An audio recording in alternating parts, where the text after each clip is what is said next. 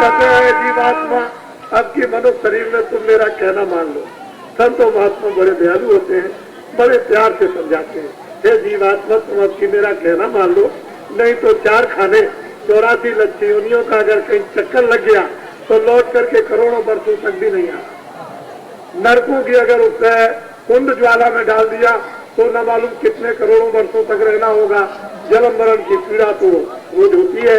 तो कहते हैं कि तुरंत है जीवात्मा तुम मेरा आपकी कहना मानो, और अब की ये मनुष्य शरीर तुमको मिल गया है, इसी में तुम अपने आप को जान दो। बोलो अब के तू के छोड़न पैया बहु पछता। नर नारी हे जीवात्माओं, अगर आपकी तुम चूक गए,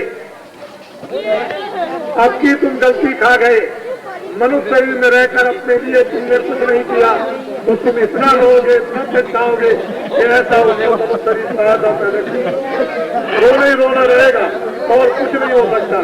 इसलिए मनुष्य शरीर हाथ में धोनी, मनुष्य शरीर को बर्बाद मत करो। ये सौभाग्य से मिला, देखो 10 रुपए कमाओगे रोज, 50 रुपए शराब में पियोगे, लाओगे कहाँ से? 100 रुपए अधिकारी कमाएगा रोज और 200 रुपए शराब में पिएगा, आएगा किधर से?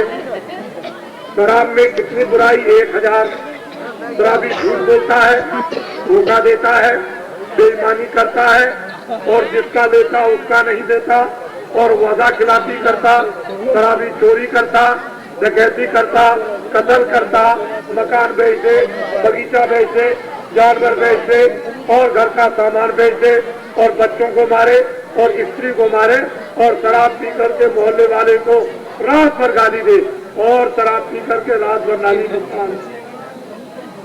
कुत्ते उसके मुंह पर पेशाब करते। 1000 बुराई। ये देश में क्या हो रहा? शराब पीकर कितना कितना झूठ बोला जा रहा, कितना धोखा दिया जा रहा, और कितनी वादा खिलाफी की जा रही है। ये शराब, ये देश शराबी नहीं था, ये देश धर्मात्मा था, रामायण का था, गीता का था, भागवत का था, मंदिरों का था, गंगा का था, ऋषियों का था, मुनियों का था, साधु सिद्धों का था। ये देश था ऐसा सुखमयी धर्म देश, दूसरा कोई देश नहीं है ऐसा पवित्र निर्मल ये देश था। इस निर्मल और पवित्र देश को इतना गंदा कर दिया, इसलिए जुगे जुगे और समय समय पर विभूतियां धर्म की स्थापना है, धर्म के लिए, मानव रक्षा के लिए, धर्म रक्षा के लिए, चरित्र रक्षा के लिए, सत्य रक्षा के लिए योग्य योग्य जीवात्माएं हमेशा भारत में आती है और अपना काम करती है। बोलो नहीं बच्चे, सबके घर चुप रहो, शांति से बैठे रहो। ताते पहले साधो आपा, फिर सतनाम समाज। अपने आप को जानो, भगवान का कीर्तन 24 घंटे मंदिर में हो रहा, 24 घंटे भगवान का कीर्तन इस मनुष्य रूपी मंदिर में हो रहा। तुम अपनी जीवात्मा को जगाओ और भगवान का 24 घंटे कीर्तन सुनो। इसी मनुष्य रूपी मंदिर में उसका दरवाजा है, यहीं पर जीवात्मा बैठी है। दरवाजे को साफ करो, देखो आपको क्या सुनाई देता और क्या दिखाई आपको देता है। फिर जब तुमको आनंद मिलेगा और शक्ति मिलेगी और प्रेम मिलेगा, ज्ञान जब प्राप्त होगा, तो फिर दुनिया का सारा रहस्य तुम्हारी आंखों के सामने आ जाएगा। इसीलिए ऋषि मुनि महात्मा साधु संत भारत में आया करते हैं। अब आप ये बंद कीजिए, कीड़े आएंगे। देखो नर नारी, बच्चे बच्चियों, फिर मेरी बात को सुनो। कलयुग में सतयुग आएगा, मेरी बात को ध्यान से आप सुने। अभी आया नहीं, अभी सतयुग लगा नहीं। कलयुग में सतयुग आएगा, कलयुग खत्म नहीं होगा। बड़े ध्यान से सुनो, कलयुग खत्म नहीं होगा, कलयुग में सतयुग लग जाएगा। अभी लगा नहीं, और बहुत हजार वर्षों तक के लिए लग जाएगा। बाबा जी जानते जरूर है कि किस तारीख को आएगा, लेकिन आपको नहीं बताएंगे, क्योंकि मेरा समाचार रेडियो और अखबारों पर जो जनता जनार्दन के समक्ष बोलता हूँ ये नहीं आता। अगर आपको तारीख बता दूंगा तो आप फौरन रेडियो अखबार पर दे देंगे कि फलानी तारीख से सतयुग आ जाएगा, मैं जानता हूँ, इसलिए मैं आपको नहीं बताऊंगा। कलयुग में सतयुग आएगा, आप लोग उसके लिए तैयार हो जाइए। 1 बीघा किसान के खेत में 100 मन गेहूं या 100 मन चावल पैदा होगा। 4 बीघा खेत में 400 मन गेहूं या चावल पैदा होगा। साल में किसान अपने घर में 50 मन खाएगा, 350 मन घर में रखा रहेगा। हिंदुस्तान के किसानों की अपने आप गरीबी दूर हो जाएगी। दिन में काम करेंगे, शाम को बच्चों की सेवा, उसके बाद भगवान का भजन, परमात्मा की बरकत होगी, अपने आप समस्या का समाधान गरीबी का हो जाएगा। ऐसा मेरा यानी अटूट भगवान पर विश्वास है। आप कर्मशील बनो, विश्वास काम में रखो, और आप जिस तरह से उसकी दया लेना चाहते हैं ले लें, फिर आप देखें कि कितनी बरकत आपको मिलती है। किसान के खेत में इतना अनाज, इतनी सब्जी और फल पैदा होगा कि उसके घर में रखने की जगह नहीं रहेगी। आपको तो अभी मालूम कुछ नहीं है। काशी में जब ये कार्यक्रम 15 दिसंबर और 77 से 78 से जब ये चालू हो गया, तो 15 जनवरी से 14 फरवरी तक क्लब बात 6 लाख आदमियों का, और 15 फरवरी से 25 फरवरी 79 में सतयुग आगमन साकेत महायज्ञ, जो काशी गंगा तट पर 10 मील लंबे मैदान में, जिसमें 2 करोड़ आदमी से ऊपर, लेकिन रेडियो और अखबार पर नहीं आया। 2 करोड़ से ऊपर एक दिन का तो कोई कार्यक्रम था नहीं।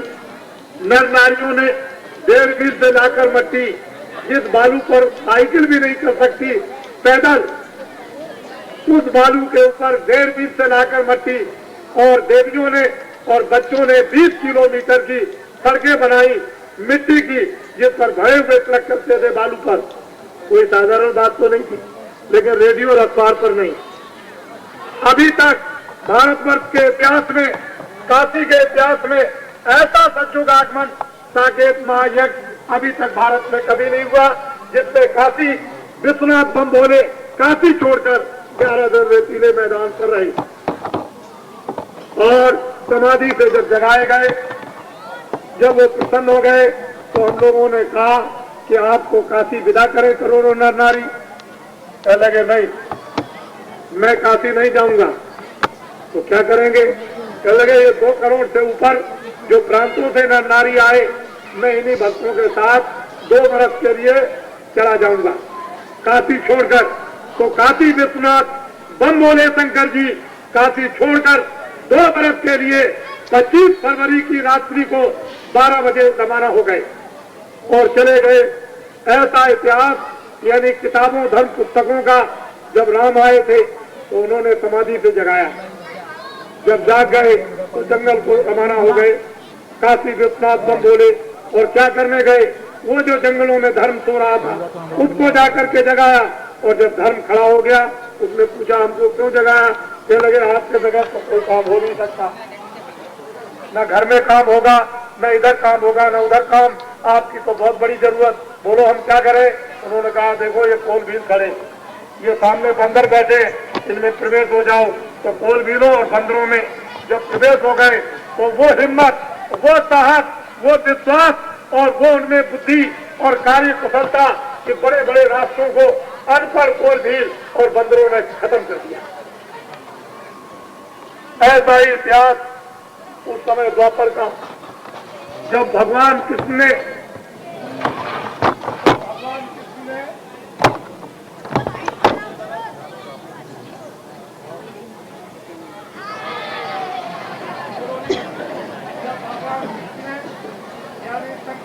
समाधि से जगाया, वो जंगल को चले गए।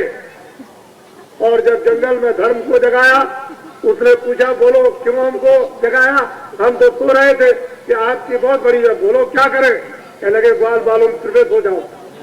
जब ग्वाल बालों में वो धर्म प्रवेश हो गया तो 18 दिन के महायुद्ध में सारे विश्व के विज्ञान को 18 दिन में खत्म किया और 56 करोड़ यशवंशियों को चटनी की तरह से सहा कर दिया।